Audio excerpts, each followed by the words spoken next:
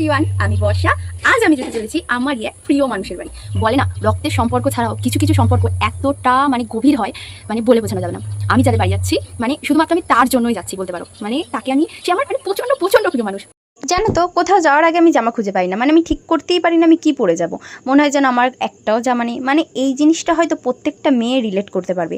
আর এদিকে ভীষণ বৃষ্টি হচ্ছে, আর আমি অ্যাট লাস্ট এই জামাটাই পরে নিয়েছি। পরে দেখবে আমি এই জামাটাও চেঞ্জ করে নিই, আমার মনে হচ্ছে এটা হলো লুজ লুজ, তাই জন্য আমি আবার চেঞ্জ করে নিই। আর প্রত্যেকটা মেয়েই এই জিনিসটা রিলেট করতে পারবে যে প্রত্যেকটা মেয়ের আলমারিতে যত জামাই থাকুক তাদের কিছুই থাকে না। তো এদিকে আমি তাড়াতাড়ি করে রেডি হচ্ছিলাম, কারণ আজ ঝড় বৃষ্টি কোনো কিছুই আমাকে আটকাতে পারবে না।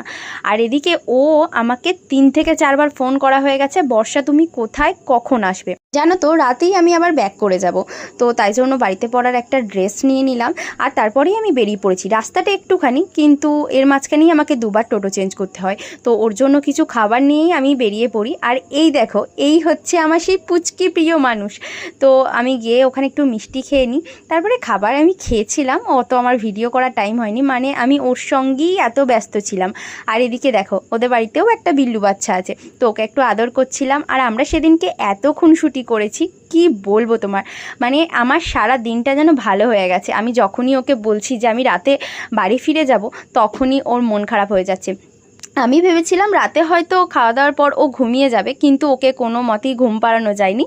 ওর রীতিমতো কান্নাকাটি করে আমাদের সঙ্গে চলে আসে, মা বাবা ছাড়া। এদিকে দেখো আমরা চলে এসেছি। তো ভিডিওটা কেমন লাগলো, টাটা।